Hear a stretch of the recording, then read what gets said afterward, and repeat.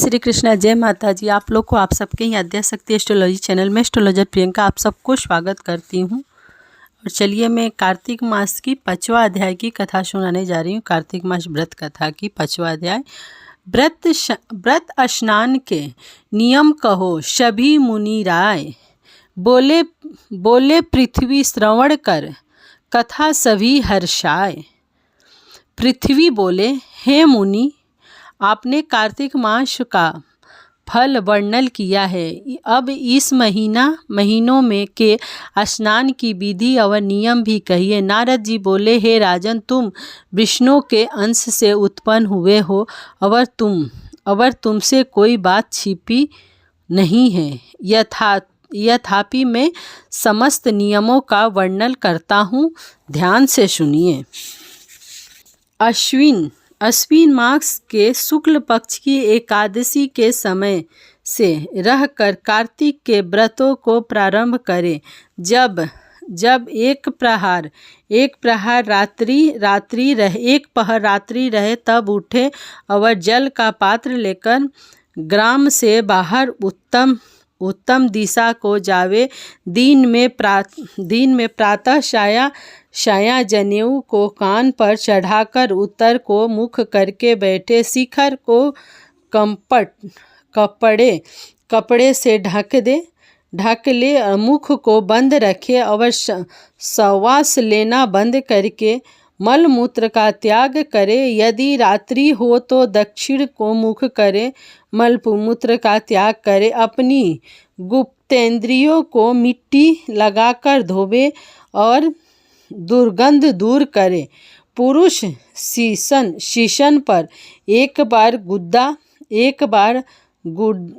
पर 7 बार, बाएं हाथ पर 10 बार, दोनों हाथों पर 7 बार मिट्टी लगाए। इस तरह गृहस्थी करे। ब्रह्मचारी को इससे दूना, वन प्रस्थानों को तिगुना, सन्यासी को चौगुना करना उचित है।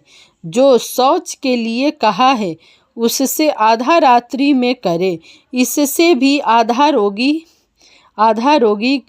करे और इससे भी आधा मार्ग चलने वाला करे। ऐसे नहीं करने में संपूर्ण क्रिया निष्फल हो जाती है। जो व्यक्ति मुख शुद्ध करते हैं उनको मंत्र फलदायक नहीं होते। इसीलिए दातून आदि करना उचित है। दातून लगाते समय वृक्ष से कहे, हे वनस्पति, हमको आयु, बल, यश, तेज, संतान, द्रव्य, वेद पाठ की शक्ति और बुद्धि दे।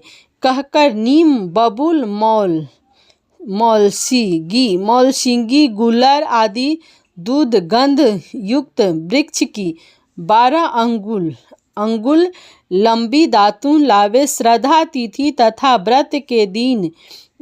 व्रत के दिन ऐसा न करे। प्रतिपदा, अमावस्या, नवमी, षष्ठी तिथियों और रविवार, चंद्र सूर्य ग्रहण के दिन दातून न करे। संभालू, पीपल, बट, अरंड और गंधहीन वृक्षों की दातून न करे। नदी या कुआं पर स्नान करके स्वच्छ वस्त्र पहनिए। तदंतर विष्णु और शिव के मंदिर में प्रसन्नता और विधि पूर्वक पूजन, गंध तांबूल ले जाए और यहाँ भगवान के पूजन, षोडश उपचार को कर स्तुति करे, नमस्कार करे और भजन गावे। देवालय में भजन कीर्तन करने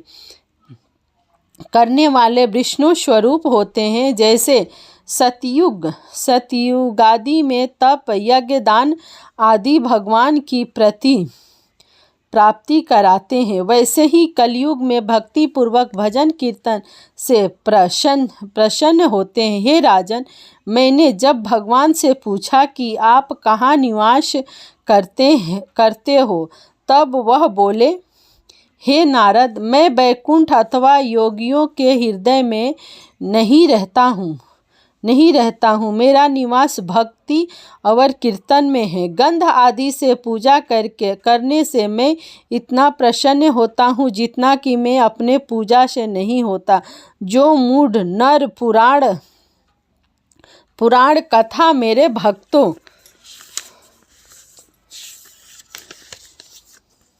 भक्तों का गान सुनकर मेरे निंदा करते हैं, वे मेरे दोषी शत्रु हैं। शीर्ष धतूरा कटेरी मल्लिका सेमर आँख कनेर फूल तथा अक्षतों से विष्णु की पूजा नहीं होती है। जय कुंद शीर्ष चमेली मलती केतकी आदि के फूलों से शिव जी की पूजा नहीं होती है। तुलसी पात्र से गणेश जी की, दूब से दुर्गा की, अगस्त के फूलों से सूर्य की पूजा करना उचित नहीं है। यह यथा योग्य विधि से देवताओं की पूजा करके भगवान से क्षमा प्रार्थना करें कि हे सुरेश्वर, हे देव, मैंने मंत्रहीन, भक्तिहीन और क्रियाहीन पूजन किया है, अतः मैंने आपकी जो कुछ भी पूजा किया है वह परिपूर्ण होवे। फिर प्रतिदक्षिणा करके दंडवत प्रणाम कर भगवान की कीर्तन और स्तुति उन प्रसन्नता के लिए करे जो कार्तिक की रात्रि विधि पूर्वक विष्णु भगवान शिव का पूजन करते हैं। वे अपने पूर्वजनों सहित निष्पाप होकर वैकुंठ को प्राप्त होते हैं। जय श्री कृष्णा, जय माता जी। अब मिलते हैं छठा अध्याय की कथा में।